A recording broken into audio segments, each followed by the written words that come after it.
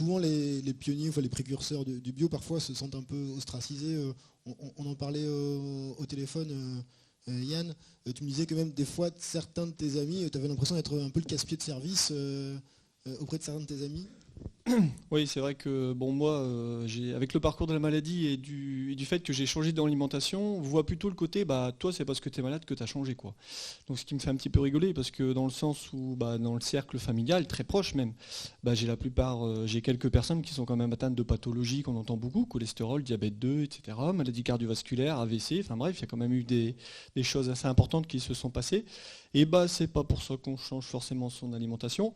On entend le message, et oui, en effet, je passe un peu pour le casse-pied quand je refuse certains produits, parce que bah, moi déjà, ça ne me fait pas du bien, et en plus parce que bah, voilà, je considère qu'il y a un moment, il faut aussi qu'il y ait une prise de conscience par rapport à ça.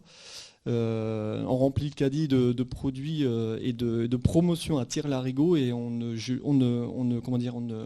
remet pas la priorité à la qualité de son alimentation, et ça, je trouve ça vraiment important aujourd'hui, et de les sensibiliser, bah voilà, donc ça peut changer un petit peu. J'ai le pot de Nutella qui des fois disparaît, donc ça fait plaisir. T'as vu, Yann, j'achète plus de Coca, j'achète autre chose. Enfin, donc voilà, il y a des petits messages qui passent, petites évolutions, mais c'est très très très long. Il ne faut pas, je pense, avoir un dialogue extrémiste, c'est pas du tout ma façon de faire, plutôt pacifiste, mais je pense de répétition et d'explication, et je pense que c'est que comme ça que l'on peut avancer. C'est une réaction ? Oui, si je peux réagir, parce que en tant qu'écolo de service, la Fondation Nicolas Hulot, on est bien placé, et moi, depuis 25 ans, en dehors pour mes activités associatives, en fait, c'est tout l'intérêt de globaliser la problématique et de faire réfléchir sur l'ensemble et pas uniquement sur le bio, puisque ce qui choque le plus les gens, c'est le gaspillage. Et à partir du moment où on va commencer à faire en sorte que les gens se posent des questions sur les pratiques, quelle que soit la première question qui se pose, d'une manière ou d'une autre, ils vont, à mon sens, enfin c'est l'expérience pas qu'à mon sens, un général qui dit cela, ils vont s'intéresser à la question du bio. Il y en a toujours un, si on réfléchit globalement au niveau des pratiques, qui va à un moment ou à un autre dire « et le bio ?»